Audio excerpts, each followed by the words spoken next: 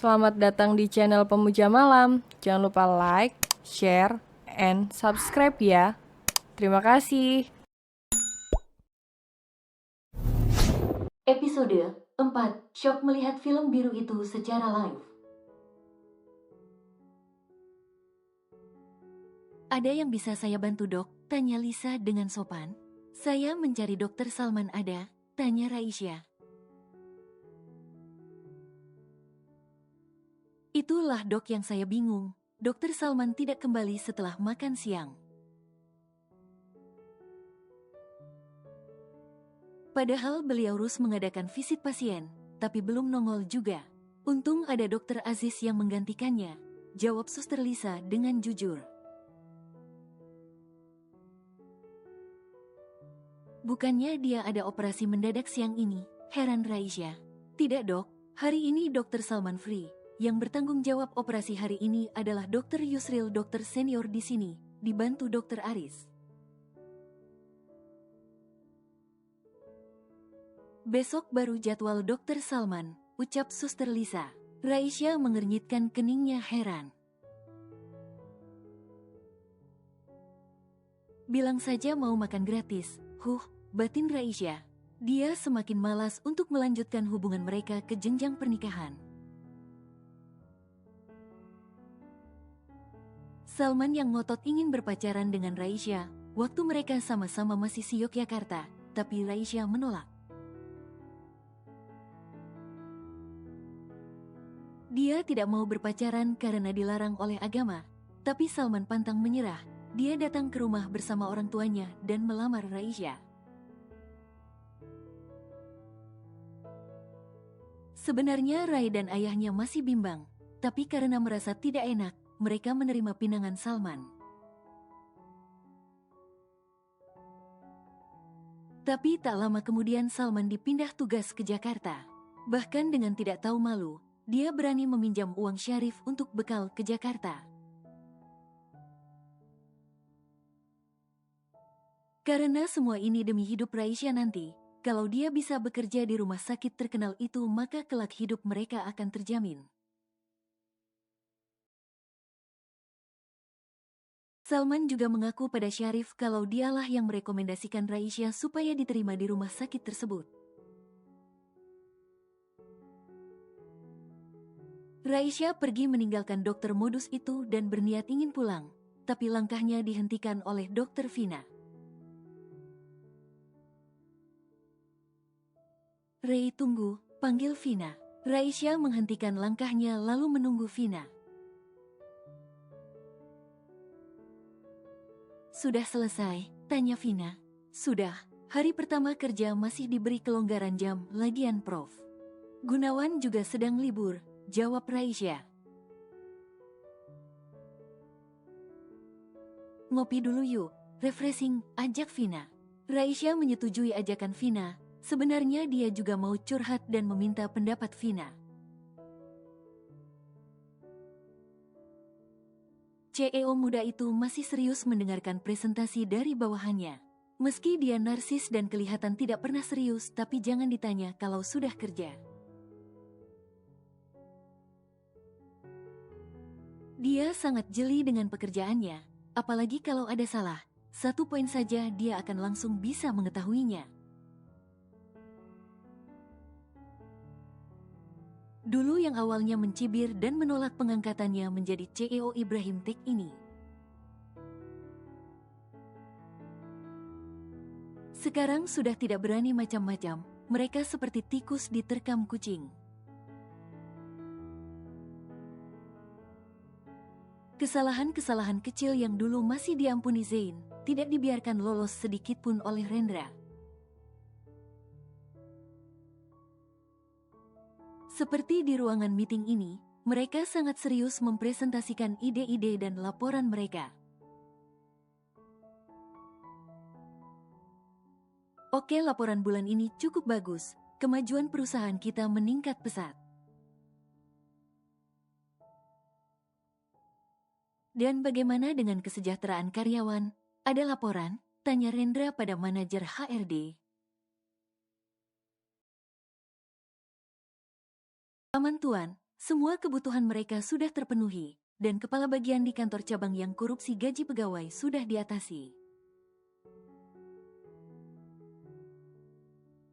Dia sudah dipecat dan disita hasil dari korupsinya, jawab manajer dengan tegas. Bagus, untuk departemen desain, saya minta kalian rubah sedikit warna di bagian yang kuning itu, tampak kurang matching. Ganti warna hijau muda saja, supaya lebih hidup, tegas Rendra. Siap Tuan, akan kami rubah sesuai keinginan Anda, jawab manajer desain dengan tegas pula. Oke, karena kerja kalian sangat bagus, akan ada bonus dari perusahaan. Nanti akan ditransfer ke rekening masing-masing. HRD sudah siap bukan? Sudah Tuan, siap ditransfer. Semua bertepuk tangan dengan meriah. Mereka tahu kalau sudah memberi bonus untuk karyawannya, Rendra tidak akan main-main dengan jumlahnya. Terima kasih Tuan, jawab mereka serempak. Oh iya, ada yang ketinggalan. Bagaimana dengan dana sosial kita? Tanya Rendra. Sudah beres Tuan, kami sudah mengirimkan zakat dan bantuan sosial kepada yayasan tetap dan juga fakir miskin senilai 20 miliar, jawab HRD mantap. Good job. Oke, kalian bisa rehat sebentar.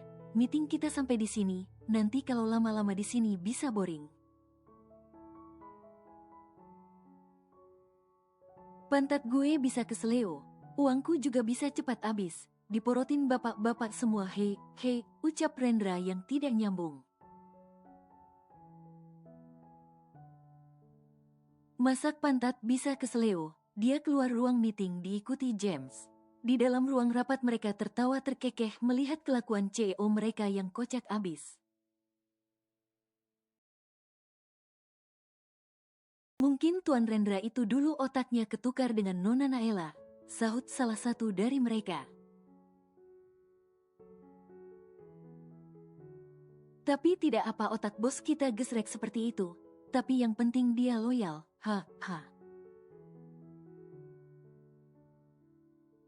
Jangan salah kalau dia sudah ngamuk, harimau Afrika kalah bro, ingat Tuan Randy yang tipis-tipis berkhianat. Nasibnya sekarang sangat memprihatinkan, dia sangat jeli, kesalahan sedikit saja pasti tahu. Ada pula yang mengingatkan kekejaman Rendra kalau sudah diusik. James ke kafe yuk, sore-sore begini enaknya ngopi sambil cuci mata, siapa tahu ada yang nyantol di hati, ucap Rendra. Dasar mau dikemanakan tunangan seksi lo bos, goda James. Cari cadangan bro, selama ini belum nemu yang pas. Lo ingat tidak dokter cantik kemarin? Bagaimana kalau gue kejar saja tuh dokter? Gue suka yang penurut-penurut gitu, kata Rendra. Sambil merangkul James keluar kantor. Yang ada dia takut bos jika melihat sisi gelap bos, jawab James. Belum tentu bro, lo bisa lihat gue kan, dan bagaimana gue? Rendra mengingatkan James kalau jangan menilai dari penampilan luar. Betul bos, Anda benar-benar mewarisi sifat nyonya besar, smart, sederhana tapi dia juga mengerikan. Apalagi Non Naela, Dasar, yuk jalan. Mereka berdua meninggalkan perusahaan tersebut menuju ke kafe. Di tengah jalan ponsel Rendra bergetar, muncul nama Clara. Rendra berdecak kesal, sambil mencebikkan bibirnya. Halo sayang, kok lama sekali mengangkat teleponnya, kemana saja sih? Harusnya begitu ada telepon dariku langsung diangkat, katanya cinta. Suara marah Clara terdengar di telinga Rendra. Dia menjauhkan ponselnya dari telinganya, sambil mulutnya komat kamit tidak jelas. Ke kiri ke kanan seperti orang tua Jawa mengunyah sirih, James yang melihat tingkah bosnya dari spion mobil tersenyum geli. Rendra mulai akting seperti sedang di toilet, bahkan mengeluarkan suara yang aneh seperti orang kentut beneran.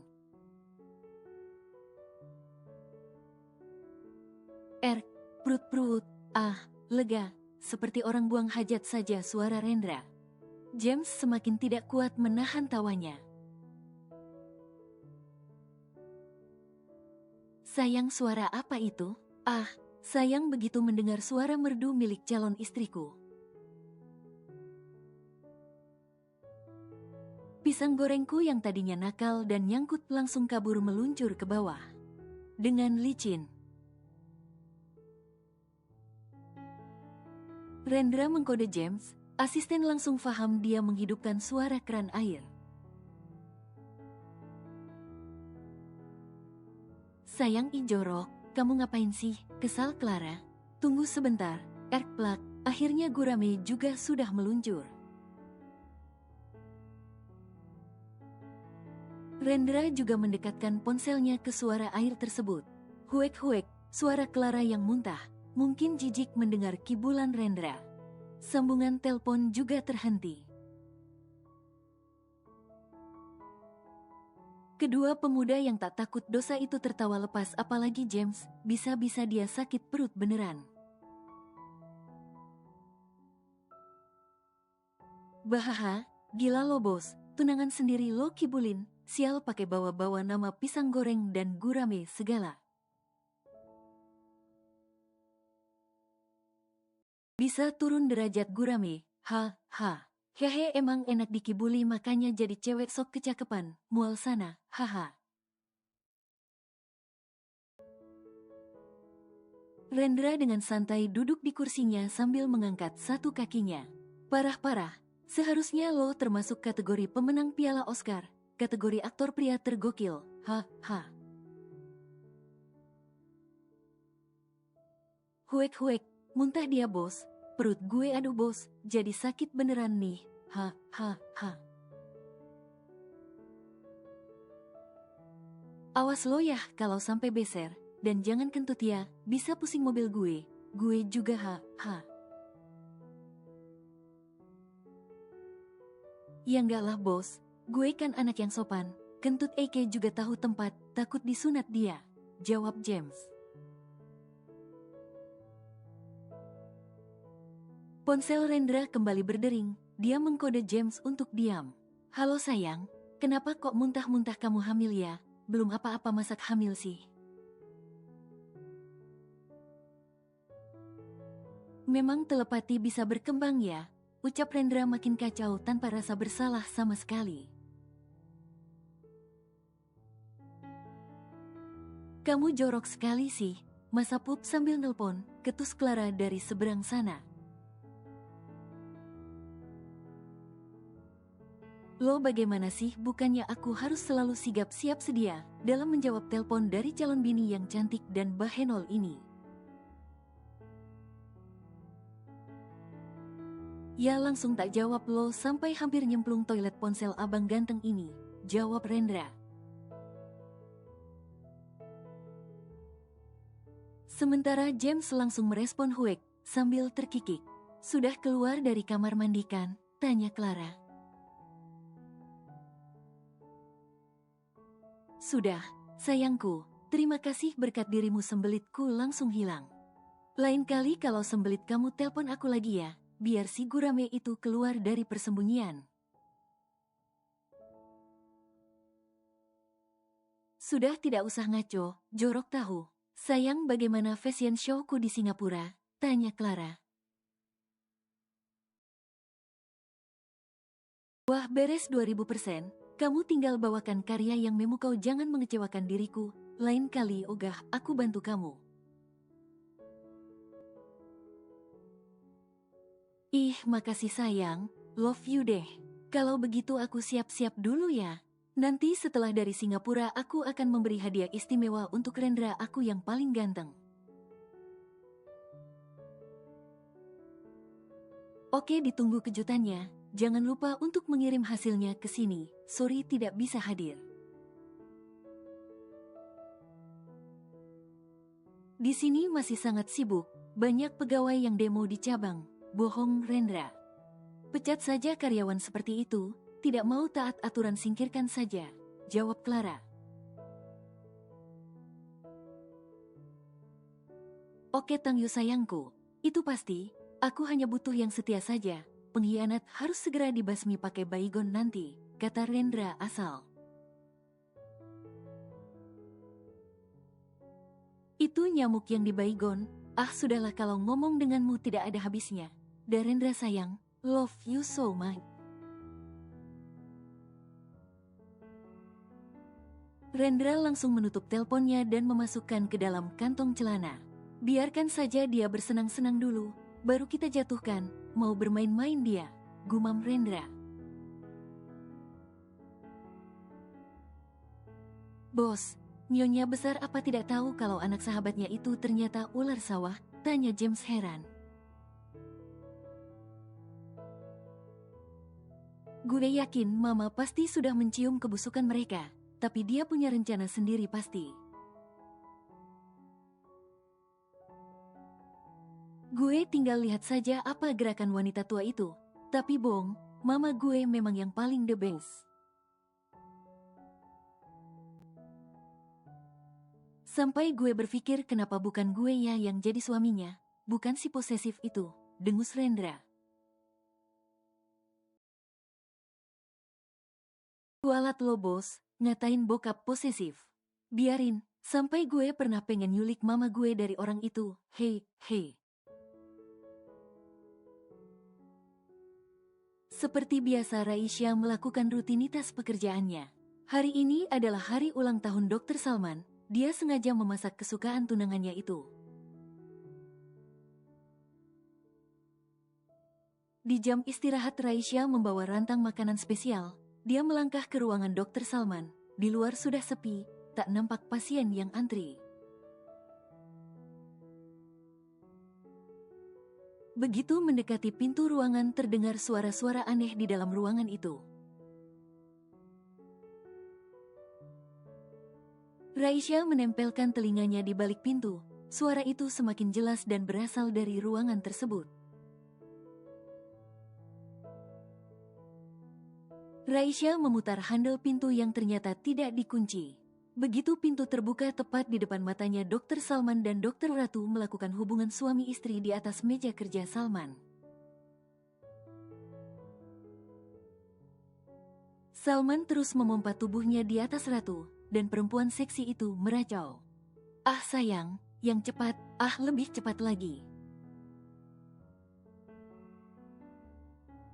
Raisya syok melihat film biru itu live. Astagfirullah Kak Salman. Raisya berteriak dan segera keluar ruangan, ditutupnya pintu itu dengan sangat keras. Rantang makanannya jatuh, isinya berhamburan di depan pintu. Dua insan yang sedang bergumul itu kaget dengan kedatangan Raisya. Sayang, siapa sih mengganggu saja? Dan lagi pintunya tidak dikunci lagi. Ayo lanjut nanggung nih, pinta Ratu dengan manja. Tanpa mempedulikan Raisya yang menangis dan sakit hati, mereka melanjutkan pekerjaan yang sempat tertunda.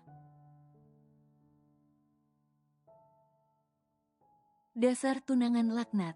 Raisya berlari keluar dari rumah sakit tersebut. Dia tidak mau melihat tampang menjijikkan Salman. Raisya mengendarai mobilnya tak tentu arah. Dia ingin ke tempat yang sunyi. Di tengah perjalanan dia melihat sebuah mobil sport mewah melaju kencang seperti tak tahu arah. Dia bingung mau menghindar kemana. Demikian dengan Rendra, dia membanting setir ke kanan demi menghindari tabrakan dengan mobil Raisya. Tapi naas mobil Rendra diseruduk dari belakang sebuah kontainer. Mobil Rendra ringsek dan menabrak pembatas jalan, sementara kontainer itu masih menabraknya.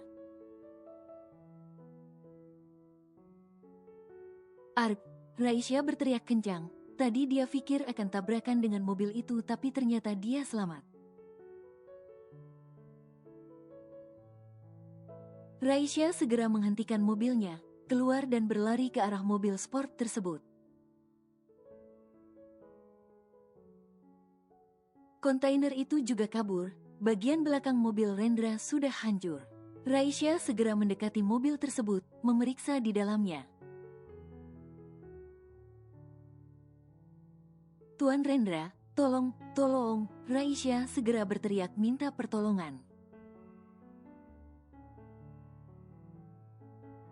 Ada beberapa kendaraan yang berhenti dan mencoba mengeluarkan Rendra dari dalam sana. Ada juga yang menelpon polisi. Itu kan Tuan Rendra, ayo kita tolong, jawab seorang warga.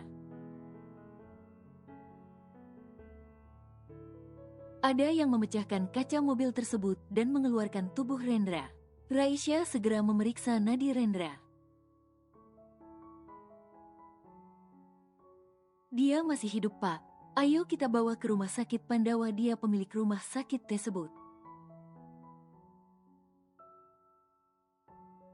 Di sana mobil saya, tolong supaya ada yang menyetir, saya akan melakukan pertolongan pertama, ucap Raisya. Ada pecahan kaca yang menancap di beberapa badan Rendra, termasuk satu di mukanya. Jangan khawatir Tuan, saya juga dokter di sana, saya dokter bedah. Kalau kita menunggu polisi datang, nyawa korban taruhannya. Jawab Raisya. Akhirnya mereka menuruti kata-kata Raisya, mengangkat tubuh Rendra ke kursi belakang. Salah satu pemuda segera mengemudikan mobil itu dengan kecepatan tinggi. Raisya juga menelpon Prof. Gunawan dan memberitahukan supaya mengadakan operasi darurat. Raisya juga menjelaskan keadaan Rendra. Raisya berusaha menghentikan pendarahan Rendra dan mencabut kaca-kaca yang menancap. Rendra sempat sadar dan melihat wajah dokter Raisya yang begitu panik. Setelah sampai di rumah sakit, tim dokter sudah berkumpul di depan, menunggu Rendra. Pihak keluarga juga sudah dihubungi oleh rumah sakit. Tubuh Rendra segera dibawa ke ruang operasi. Keadaan Raisya juga berlumuran darah dari darah Rendra. Dokter Raisya, saya minta kamu juga bergabung di tim operasi. Kamu juga yang sudah tahu keadaannya. Minta Prof. Gunawan Senior serta kepercayaan keluarga Ibrahim mengenai operasi. Baik dok, Raisya segera menyiapkan diri untuk ikut ke tim operasi. Kimi dan Zain juga sudah berada di depan ruang operasi. Kimi menelpon anak buahnya. Kamu cari tahu kecelakaan di tol Cikampek KM 80. Rendra kecelakaan di sana, perintah Kimi melalui ponselnya. Dia dan Zain berdoa demi keselamatan Rendra. Dalam waktu 15 menit laporan tentang kecelakaan Rendra sudah dikirim ke ponsel dia. Pak, ada yang tidak beres dengan mobil Rendra rupanya. Bukannya dia berangkat dari rumah tadi. Bagaimana bisa rem mobilnya blong? Heran Kimi. Berarti di rumah kita ada penyelundup. Oke, biar Alex yang mengurusnya, ucap Zain. Zain juga menelpon Alex untuk mencari tahu penyelundup di mansion mereka. Berarti musuh juga mulai menargetkan bocah itu. Apa mereka tahu kalau Rendra otak dari teknologi gerakan Naela, ucap Zain. Lalu siapa gadis yang nyaris bertabrakan dengan Rendra, Pak? Tanya Kimi. Kabarnya dia juga dokter bedah di sini. Bahkan ikut di ruang operasi sana, jawab Zain. 2 jam operasi baru selesai, Prof. Gunawan diikuti Raisya keluar ruangan.